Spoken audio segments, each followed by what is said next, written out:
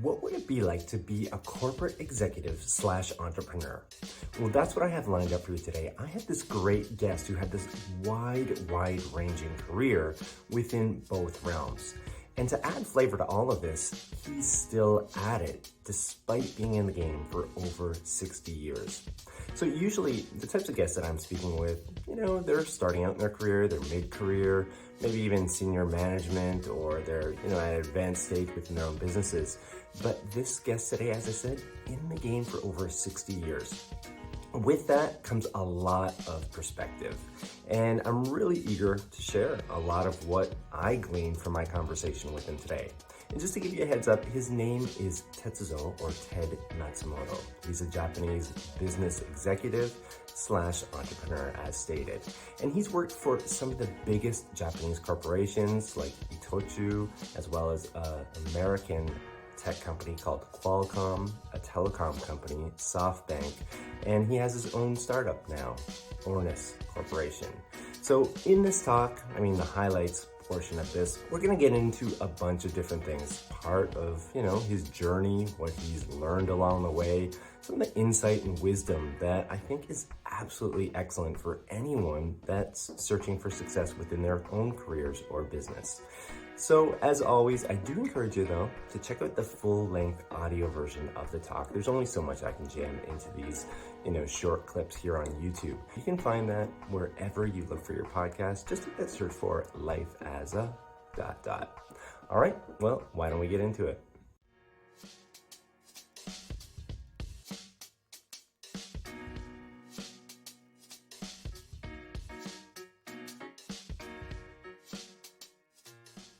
All right, well, one of the first clips I want to show you is probably one of the most profound, quite frankly, and it's on this notion of why he's working now. As stated, he's been in the game for over 60 years. Like most people his age, they ride off into the sunset. They're enjoying retirement and everything else.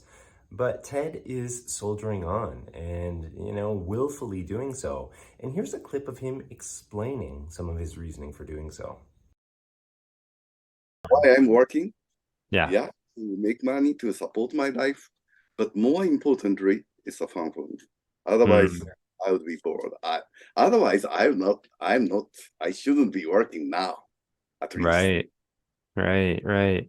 Maybe it's even this notion of purpose, right? Purpose within your life. I think we're going to get to this, but you've shared with me already. You're 83 years old, and proudly stated this, and you've had this long-ranging career, and you're still at it. We were just speaking before we got going about your latest venture, and when I was hearing that pre-recording, when I hear you now, it's purpose, right? Because it's interesting to me. Otherwise, why I work? Yeah. So without the fun, I think it's even for young days. When I was young, I worked hard to support my life. When I was young, Japan's economy is not as strong as it is now. And we are struggling for life. So earning money is very important for me. But even at that time, I am always seeking for some fun. Business. Otherwise, I couldn't have been motivated enough. Well, I absolutely loved that clip there, that last one of Ted speaking of these notions of passion and purpose. These are terms that are bandied about within professional circles, within entrepreneurial circles, and for good reason. They're so critically important to finding success and fulfillment in what you're doing. Well, on the heels of that type of sentiment, I want to show you this other clip of Ted speaking about something else. And this notion of age. And I don't mean to belabor this point, but I think it's a really important one here where Ted himself was approached, I think close to 80 or just around 80 years old, about helping with a startup, a tech startup. And as he analyzed this company, he was realizing that it was complex and required probably someone with a mature business background to be able to handle it. And his initial thoughts were that he's just too old for it, just too old. However, something happened there, something triggered within him that set him on a different course. And I'd love to share that with you and allow Ted to kind of explain his thought process in there, because I think, once again, there's a lot of wisdom contained within, what he's sharing here. So check it out. So wait a moment. I will sorry, I'll be one of the person, one of the few people who can do that, Yeah. but I'm too old. But if I change that part, if I eliminate the word I am too old, then I am the right person. Yeah. And I can't find the other person. Then what should I answer? I thought I shouldn't say, sorry, I'm too old, I can't do that. And sorry, I can't find anybody because because not too many people can do that. Then Japan simply go down thing. So I made up my mind. Okay, all right, I'll do that myself. Now, as noted off the top, one of the things that I really, really enjoyed about this conversation is the level of perspective that you're able to get. This is someone who's had a highly, highly successful career across many, many years. And again, there's a lot of wisdom and a lot of insights in there. And this one point in the conversation, we were talking about a fork in the road moment within Ted's career. We're all faced with these, critical decision. We can go this way or we can go this way. And there's a lot of pluses and minuses for both, probably. And these are tough decisions, right? Really, really tough decisions that ultimately come down to you knowing yourself, having confidence in your own abilities, and also just having that gut feeling of what feels right for you. So here's a moment within Ted's career where he explains just that. And again, I invite you to listen carefully and to consider some of the lessons that are imbued within what he's speaking about. So check it out.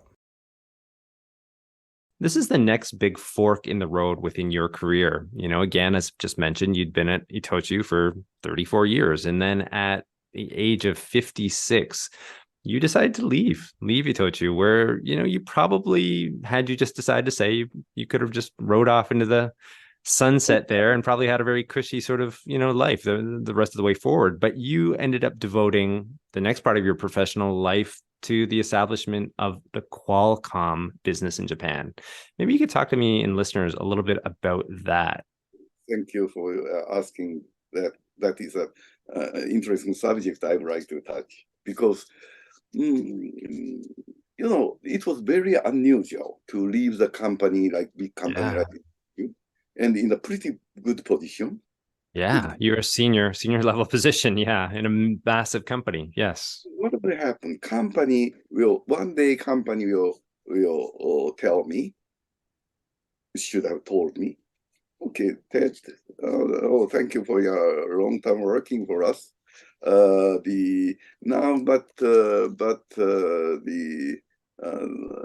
That position you could have filled up is already filled up by other person. Sorry, no similar level position, but we prepared for you a good position in a subsidiary company. Why you should take the position of the president of XYZ company, 80% owned by Itochu or something like that? Yeah. Absolutely hated that because I didn't like that concept. Even though Itochu control that company, then there should be the people who was working directly employed by the company and worked hard, and all of a sudden top guy came from the parent company. Yeah, that's a tough move. It's a tough. Yeah, I didn't like it. I really hated that. Therefore, I shouldn't be the person. If the company asked me why don't you be the president of this company? Nice company, making money, good position. How I can say, thank you very much, I'll take it. Absolutely no possibility. Wasn't for you. Yeah. So therefore, I just thought, however tough it may be, I will get independent and do my own business. Okay, well, I have one more clip that I do want to show you, a highlight from the conversation in which we speak about a book. Yes, Ted is also a published author. He has this book that he wrote in 2017. You might be wondering why. Why are we speaking about a book written in 2017? Well, the topic of that book is centered on AI.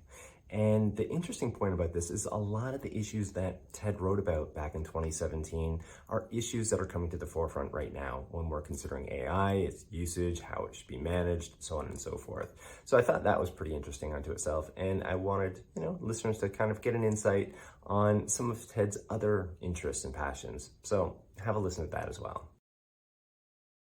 And the book itself is called The Day AI Becomes God, The Singularity Will Save Humanity. So I think that's compelling unto itself, is that, right now it's an issue. People are talking about it, but you had the foresight to kind of look at this, several years earlier. So that's interesting enough. But then also too, like a lot of these discussion points on AI right now, there's some excitement there, no doubt, but there's a lot of apprehension. There's a lot of fear and, towards like the threat, like that potentially AI poses towards a lot of things, whether it's people's jobs, whether it's, on the scale of humanity itself. But your book itself and what you argue is almost contrarian. It's basically that humanity is surely destined for destruction unless humans cede control to AI. So I'd love to just launch into it right there. Thank you very much. People are too optimistic about the human being's nature. In the Cuba crisis, we are so fortunate because the Russian submarine captain was good enough to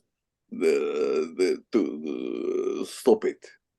If it's left in the hand of the entire human future was in the hand of Russian submarine captain.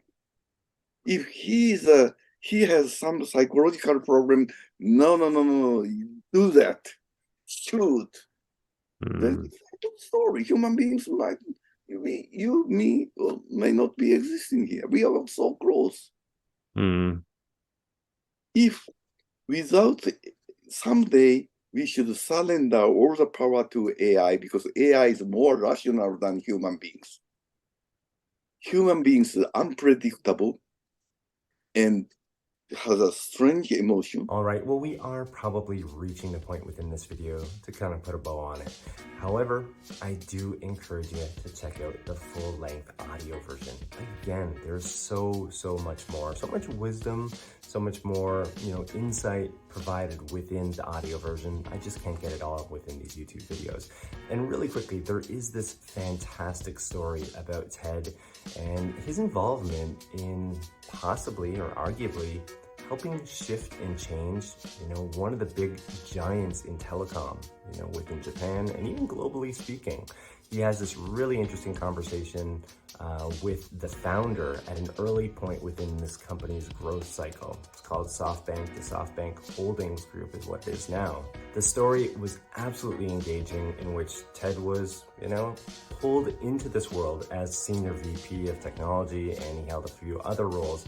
And some of his decisions and advice to the founder of that company really shifted and changed the trajectory of what that company, was on and ultimately became. So again, I really encourage you to check out the full-length audio version just for that story alone. But again, there's so much more within it. And as always, you can find that wherever you access your podcast. Just do that search for Life as a ...